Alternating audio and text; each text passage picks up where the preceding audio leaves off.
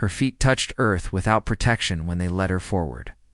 Grime had settled into every crease of her skin, marking years spent laboring under relentless skies. Without covering for her head or warmth for her shoulders, she wore only a dress bleached colorless by countless suns, fabric that had forgotten its original form. Round her hung the kind of quiet that made even the loudest men turn their gaze elsewhere. They secured her to the wooden post using weathered rope, same way livestock had been bound before her. She offered no resistance, never blinked, simply maintained her posture spine erect, eyes downcast, while the gathered crowd pressed closer. Driven equally by morbid fascination and casual cruelty, the man calling the sale hesitated, rustling through papers he didn't really need, then projected his voice into the thick afternoon heat. 19 years old.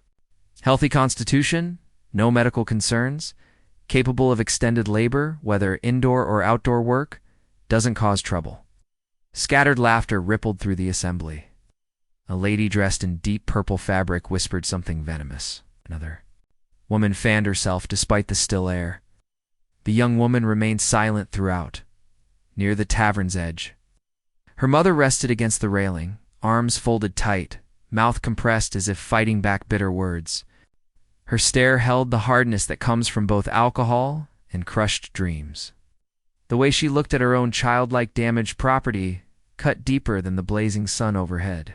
"Oh, she won't bring much," the mother shouted, her words thick with drink, "but I'm done providing for her. Take her today, and she's yours completely." That's when the murmurs began. Stories about the girl, the orphaned one from beyond Dry Creek territory. Rumors claimed she'd once tried escaping with a traveling merchant. No family, except the woman now selling her like worn merchandise. Nobody had ever witnessed her smile. The auctioneer didn't halt the proceedings. Without pause, he surveyed the crowd and called out, "Who'll claim this girl? She labors without complaint, eats little, never demands more than given." Initially, no hands rose. Several men glanced her way, then looked elsewhere. A merchant chuckled and shook his head dismissively. One young man muttered something about damaged goods before his mother jabbed him sharply in the ribs. The girl studied the ground as if expecting. Nothing and accustomed to exactly that. Then movement stirred at the crowd's edge. A tall figure in a weathered brown coat. His arrival had gone unnoticed. He leaned casually against the smithy's fence, hat pulled low, one hand steady on the rail. Old road dust covered his boots, not from today's travel but from longer journeys. Someone whispered, "That's the widower from Southridge, isn't it? Heard he sold his livestock. Has no hired help anymore, probably just watching." But observation wasn't his intent. He stepped forward deliberately. One hand lifted barely a motion, yet it shattered the silence like gunfire. "I'll claim her," he stated, neither loud nor soft, just unwavering. The auctioneer stammered, "You'll lot. Claim her." A single nod confirmed it.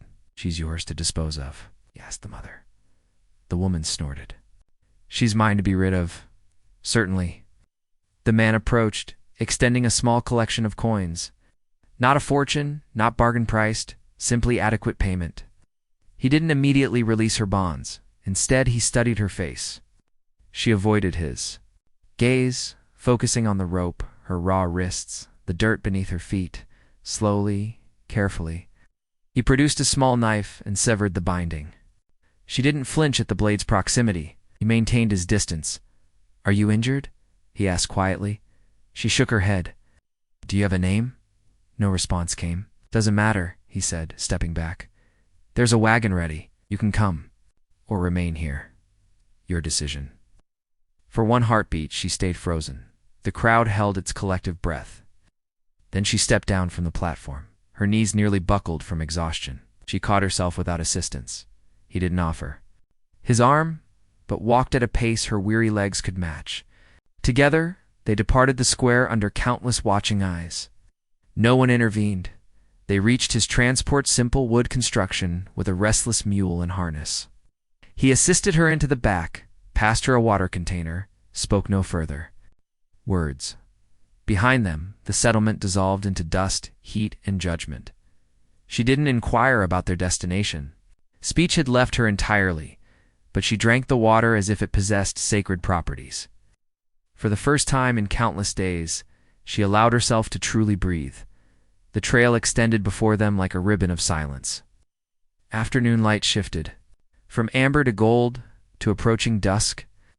Shadows climbed upward from the grass, clinging to the wagon wheels. He drove without urgency. She sat cross-legged, watching their path disappear behind them. No tears fell, no fear showed, just a heaviness too profound for someone her age. When the mule finally halted, twilight had already painted the sky lavender. In the distance stood a weather-beaten house that leaned slightly, accompanied by a dying oak and a barn that appeared older than both structures. "We're here," he announced. She offered no reply. He helped her down with a lantern's assistance. "Kitchen's that way. Your room is upstairs. Are you hungry?" She shook her head. "Are you clean?" Another nod. He opened the door, holding it for her passage. Inside carried scents of cedar and old fires, no decorative curtains or delicate furnishings. Just wooden floors, rough-hewn furniture, and a single photograph mounted above the hearth, too faded to distinguish. "You don't know who I am," he said. "I understand," she replied, her voice thin and parched. He indicated a staircase, top of the steps, room on the left. She climbed without closing. The door behind her. He didn't follow. Come morning, he discovered her already at the wash basin, cleaning their cups. "That's not required," he said. She answered without turning around. "I don't object to it." They shared breakfast in silence. No questions exchanged. No casual conversation. She observed his slight limp. He noticed how she startled when Wind slammed the door shut. Later, she attempted to sweep the porch. The broom handle snapped. He repaired it without comment. She folded towels into precise squares, keeping her voice contained. When night brought cold, he left a shawl draped over the banister, never instructed her to wear it. Days past this, way not filled with drama, but with peaceful quiet. A silence that wasn't hollow, merely patient. She noticed how he always fed the mule before himself, how he touched the fence posts like greeting old friends. He wished her good night at the same hour each evening, even when she never responded. He observed how she winced during thunderstorms, how she peeled bread before eating it, how she remained outside long after sunset, staring toward the horizon as if it might offer something better. One evening she asked, "Why did you take me?" He didn't answer immediately, just poured coffee into 2 cups, handing her one. When he finally spoke, his voice was low, because nobody else would. She studied the mug, steam curling between her fingers. "You could have chosen someone more beautiful," she whispered. He didn't react. "Didn't need beauty. What did you need?" He gazed toward the barn. "Someone who wouldn't abandon this place." She spoke no more that night, but the next evening she didn't sit quite so distant from him. The girl with dust-covered ankles had arrived at a house that asked no questions, and the man who possessed nothing had created space for something he hadn't expected to keep. Neither believed in hope anymore. But that porch beneath the bruised purple sky held 2 chairs, and for the first time, both contained occupants. Morning light filtered through the muslin curtains with unexpected gentleness, as if trying not to startle her awake. The bedframe creaked as she rose, half-anticipated demands, shouting urgent knocks. None came. Below, the house moved at its own rhythm. Floorboards groaned their familiar songs, where a kettle hummed softly. The rancher was already outside working. She made the bed with military precision. Edges tight, corners squared like a soldier's bunk habits formed when order meant survival. The kitchen still held traces of last night's bread aroma. A handwritten note waited on the table. "Coffee's ready. I'm in the barn. Feeds in the trough if you're willing." No signature. No instructions beyond what mattered. She read it twice, before folding it into her apron pocket. Something strange occurred, then her perpetually tense shoulders relaxed slightly, as if someone had loosened the wire inside her chest. Outside, morning brought the kind of quiet that welcomed rather than oppressed. She followed his boot prints toward the barn, each impression deep and deliberate. It's made by someone carrying burdens he never discussed. He didn't acknowledge her entrance. Continuing to hammer a bent hinge into proper position, sunlight slipped. Through the wooden slats and golden stripes, dust particles floated between them like ancient spirits. "I can assist," she offered. He didn't pause his work. "You certain?" She nodded. "I know about labor." He gestured toward the hay pile. "Pitch it out if you'd like." Fresh bedding is stacked by the wall. No commentary about her sleep quality. Questions about her history, simply space to exist. That was his way. They worked for hours like this, him mending a broken stall door, her shoveling and sweeping. The air between them felt light and unspoken. A rhythm developed. Not quite harmony, but not discord either. Just two people doing what they understood. By midday, perspiration had curled strands of her hair against her neck. She didn't request water. He handed her a tin cup without words. She drank and returned it, their fingers brushing momentarily. It was nothing. It was everything. Later, she stood by the fence, arms draped over the top rail, watching wind stir the grass like a mother stroking a child's hair. He came to stand beside her, quiet. "You built all this yourself?" she asked. He nodded once. "Of it, why?" He stared ahead. "'Cause someone had to, and I remained here." She didn't ask what that meant. Understanding wasn't necessary. That evening, she chopped vegetables while he brought in firewood. Kitchen air thickened with stew scents and crackling logs. The house no longer felt completely hollow, just paused, like music waiting for its next verse. She noticed details. How he placed his boots side by side near the door. How he never slammed cabinet doors. How his weathered, cracked hands could move with surprising gentleness. He noticed things too. How she turned her face toward, heat like someone who'd been cold for years. How she always took the damaged plate, the smaller portion. How she listened more than spoke, as though words had once brought her pain. Next morning, she found folded cloth on the table. A hand-stitched apron, not elegant, but thoughtful. She traced the hem with her fingers as if it were precious metal. By the third day, she knew the pattern of his porch footsteps. He recognized the sound of her humming while peeling apples. They spoke little, but silence no longer felt empty. It brimmed with things that didn't require words. Still, ghosts lingered. Each night he passed a narrow door at the hallway's end without touching it. She noticed how his eyes darkened when he saw it, how his jaw tightened momentarily. Once she reached for the doorknob, but was locked. Later, she inquired about it. "Used to be her room," he said. No name provided, no explanation offered. She didn't press further. That night, lying in bed, she thought about all the rooms she'd been locked. Inside, ones with boards nailed across windows, ones where words like property and payment hung in the air like smoke. Now here she was free to leave, too uncertain to move. Midweek brought sudden rain, as if the sky had finally decided it couldn't hold itself together anymore. She stepped outside, lifted her face to the downpour, let it soak through her clothing. Let it baptize the parts of her that still believed she possessed worth. He watched from the dry porch, motionless. Then he removed his coat, walked over, draped it across her shoulders. She didn't thank him verbally. She didn't need to. He didn't. Retreat that night. They didn't eat in silence. She told him about the first field she'd ever worked, how her hands bled that day and nobody noticed. He shared a story about a full-born premature, how he stayed awake 3 nights nursing it only to watch it die anyway. They didn't weep.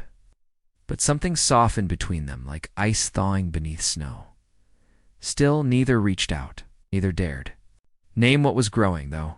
Both recognized it. The next day, town sent word. A neighbor had spotted her. "The auction girl," they whispered. A man arrived offering coins to take her away, assuming she was temporarily borrowed, something to be returned. The rancher didn't respond with violence. He simply said, "She's under my protection. You'll leave now." That night she asked, "Why did they despise me?" He didn't answer immediately. Then, because you remind them of something they lack courage to confront, that they'd trade a daughter for money, that they'd allow it to happen and find it amusing. She looked at him, seeing something in his expression that made her feel less isolated. "I'm not damaged goods," she said quietly. "I know. I'm simply exhausted. I know that as well." They sat on the porch again. It's not close but not distant. The house, old and aching, breathed again just once, a long exhale. That night, she left the door between their rooms slightly open, not as invitation, but as trust. He noticed but didn't cross the threshold. Not yet. They weren't ready for that. But the space between them no longer felt like an ocean, and that sufficed for now. Heavy clouds gathered as they prepared the wagon. Dark, swollen masses hovered above the ridge like something waiting to burst. The girl stood at the porch rail, fingers twisted in the shawl he'd left there days earlier. Watching the distant town as though it might disappear if she blinked, he stepped beside her, pulling on his coat. "You still want to go?" She nodded. "We need flour, salt, perhaps thread." He nodded back. No lecture. No worry expressed, just quiet agreement. They rode in silence, the road familiar now. Every jolt in the trail absorbed into their bones. Sat straighter than before. He noticed that. She noticed he checked her hands when he passed her the reins, as if wanting to ensure the calluses were healing. When they reached town, the wind had shifted. People noticed them this time, not just glances, but stares, lasting longer than politeness allowed. "She's the one," someone murmured. "That auction girl." They walked side by side into the general store. The bell above the door chimed once, then echoed too long. The shopkeeper looked up with a thin smile. "You back for seed, mister?" "No," the rancher said.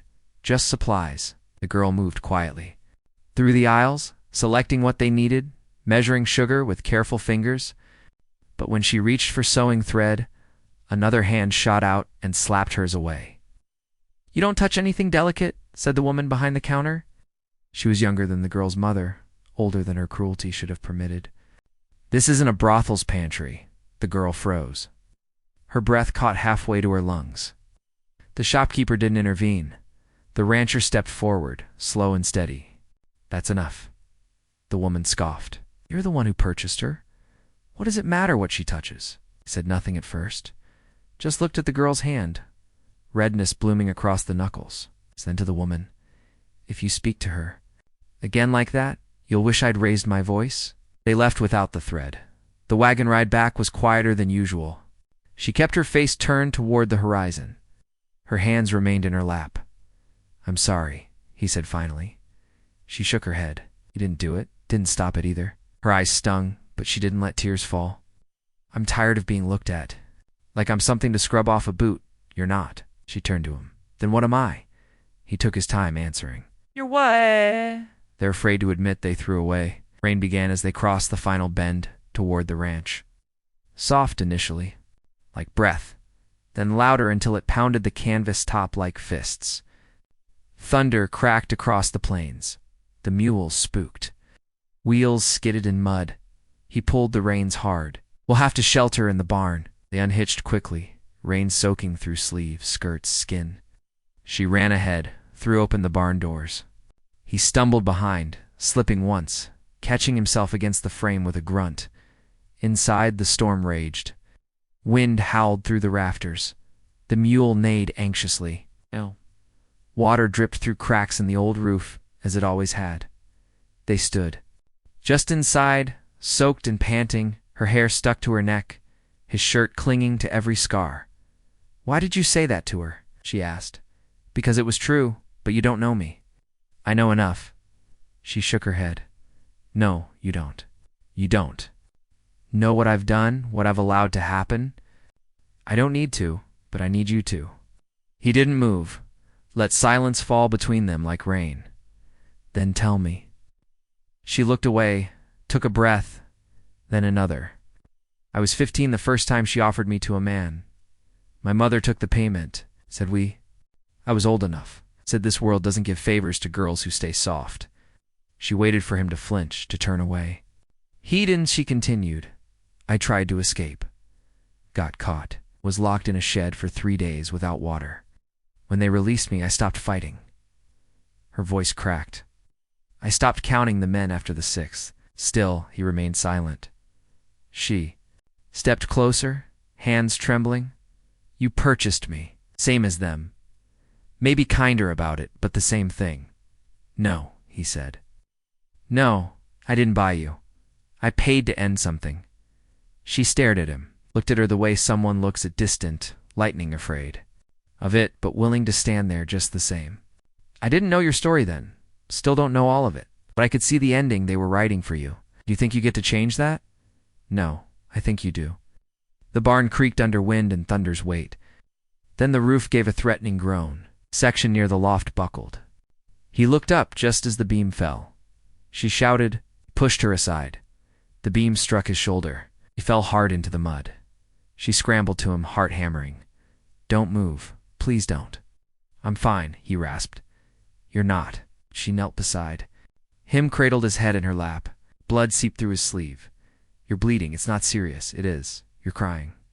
She was. She hadn't realized it. I didn't want you to get hurt. I'd rather be hurt than watch you get dragged back. To hell, she blinked, trembling. You said I could change the ending. I believe that. She pressed her forehead to his, then stay alive for it. He chuckled weakly, but genuinely. That's a fine order. By morning, the storm had passed. Light returned in cautious golden strips through the rafters. He sat propped against a barrel, bandaged. She brought him coffee, handed it over without words. He accepted it, their fingers brushing again. This time, she didn't pull away, neither did he. The barn was damaged. The house still stood. So did they. Morning arrived gentle, as if the land itself held its breath. Mist clung low across the field like a memory refusing to lift.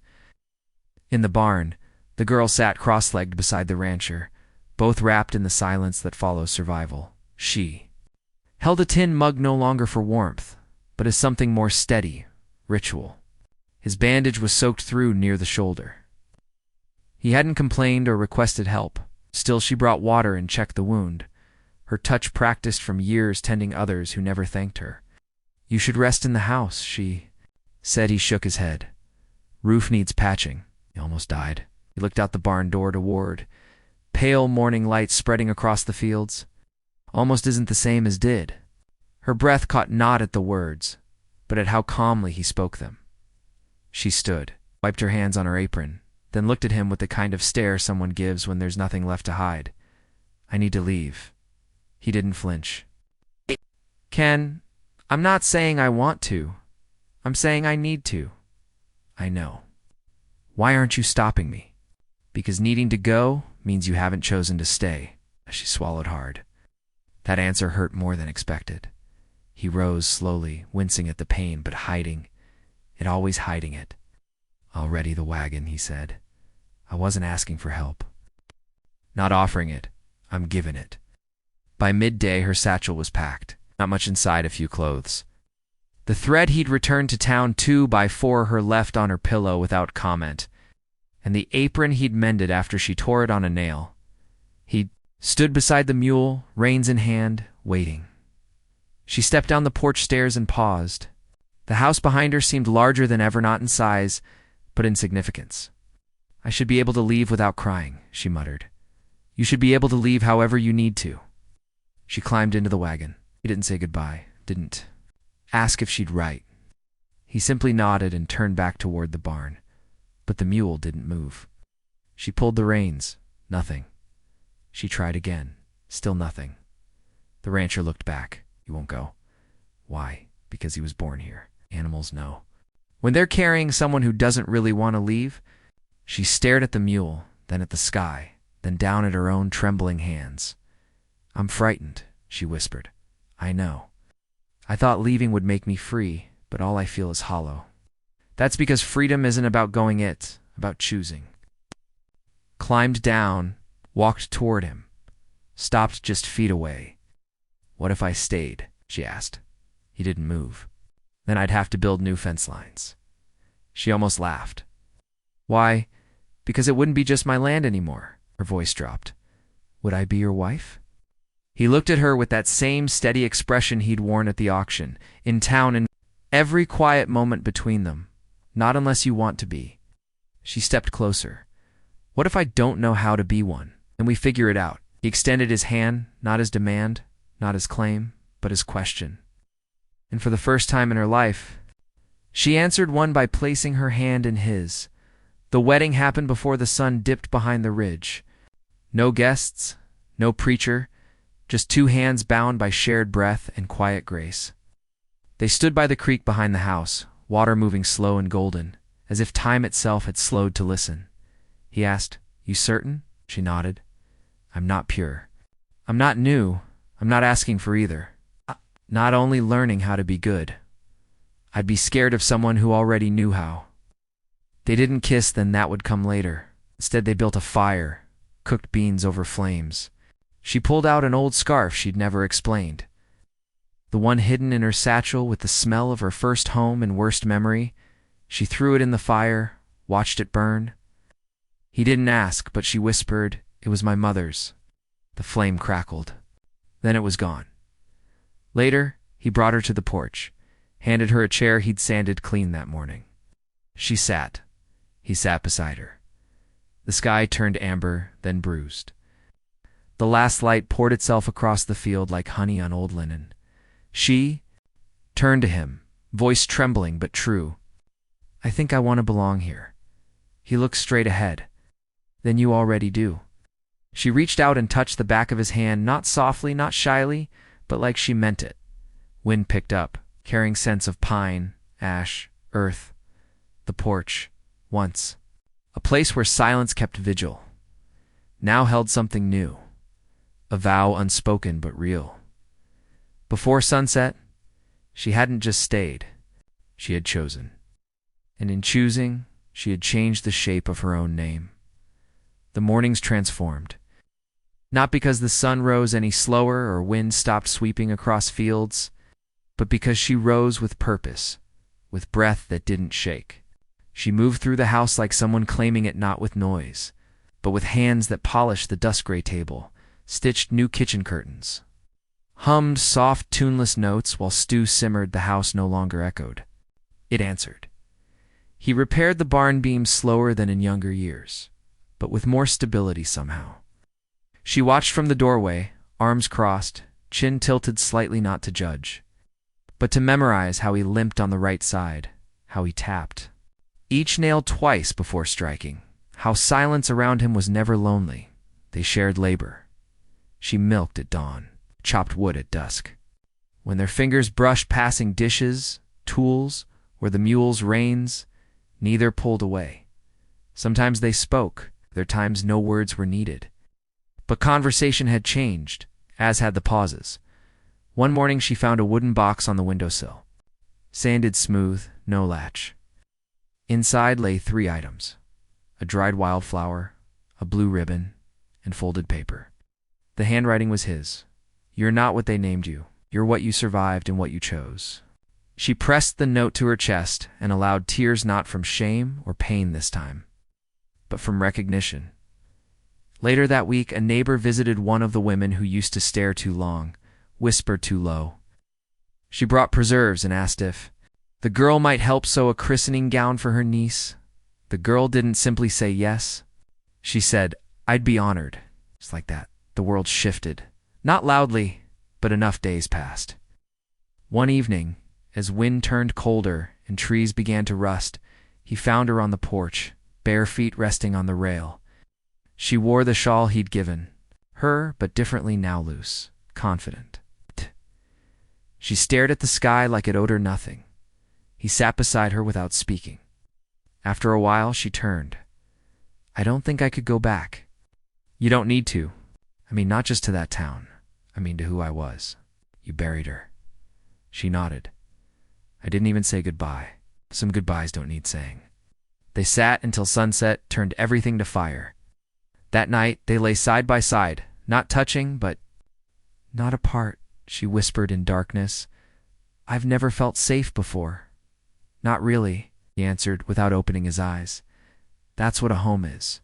She smiled and turned toward him. I think I love this house. It was true because it wasn't just walls and roof anymore. It was where her name had changed shape, where her worth had been returned piece by trembling piece.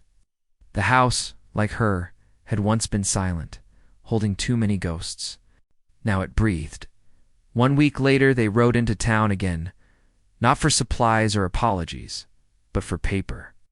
Marriage papers signed in quiet ink, witnessed only by wind, dust, and the mule that had carried them both. The clerk raised an eyebrow but said nothing. On the way home, she leaned against his shoulder not from need, but want. Back at the house, she removed her boots and stepped barefoot through the door. She touched the frame, wall, table, like someone remembering what her own skin felt like. When she turned to him, standing there, as he always did, hat in hand, gaze low, but warm, she simply said, "Welcome home." He blinked. "It's yours too." That night he took down the faded photograph above the fireplace. He didn't burn or hide it, simply placed it in a drawer, closed it gently, an open space on the wall. She noticed, didn't speak, but later hung a single stitched cloth in its place. Nothing. Fancy, just 2 names side by side, and beneath them the word enough. Fall arrived slow and golden. They stacked firewood and canned peaches. She taught him cursive reading, taught her leather patching. They argued once about winter kale placement, but when wind calmed that night, they sat close by the fire and shared the last biscuit. They no longer needed permission to take up space.